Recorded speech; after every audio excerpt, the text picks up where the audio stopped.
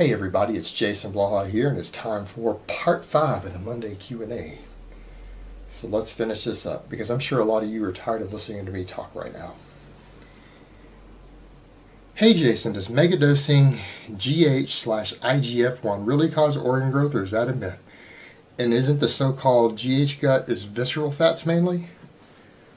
I've known of bodybuilders who have the GH gut who've had CAT scans of their organs, their organs came back normal size. So there's no evidence that I'm aware of that it's organ growth. However, they all had extra visceral fat. Now, I've known guys who use just the HGH by itself with anabolics in pretty high doses who do not get HGH gut.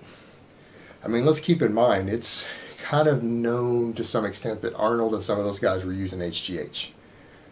They were using the stuff that fucked up Lyle Alzado. They weren't using the synthetic stuff, they were using real HGH. Those guys didn't get the HGH gut, and I've known plenty of guys who use it who didn't get it. The drugs that, in my opinion, and again, this is opinion because this hasn't been fully studied, but based upon my understanding of these substances and my understanding of human anatomy, I think it's the insulin and the IGF-1 you mentioned that are causing it, in addition to the massive food intakes and the massive amount of food these guys have to eat. I think that in combination is causing visceral fat gain around the organs. Now, this is probably tit for tat, because realistically we could argue all day long about which is more unhealthy, your organs getting bigger or a bunch of visceral fat around your organs. I think we could agree that both of those are not a good situation. It's just that we're arguing what it really is, and I don't think the growth hormone is to blame. I think it's the insulin and the IGF-1, and either one seems to be able to cause it without the HGH present if their doses are pretty high. So I think it's mainly the insulin abuse that's to blame, and it is visceral fat. Okay, next question. What are your thoughts on doing cardio just for the sake of eating more cows? Oh, you mean this shit? Well, my thoughts are, why do you think I do an hour or two of cardio every day? Because I like it? No, I do it so I can eat a hell of a lot more food, because I like to eat. I think it's a fantastic idea. And there is something to be said for, and I think it is going to help me over time now that I've gotten more and more into it. I think it's something that's going to help me personally with body composition more.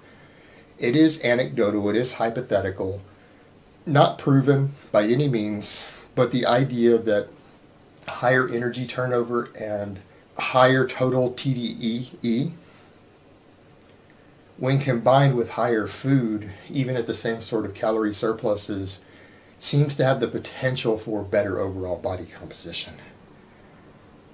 And it's probably certainly better for your overall health just to be doing the extra cardio and things. So hypothetically, it is very possible, and it seems logical, although unproven, that it may over time produce better body composition results if you actually do it that way.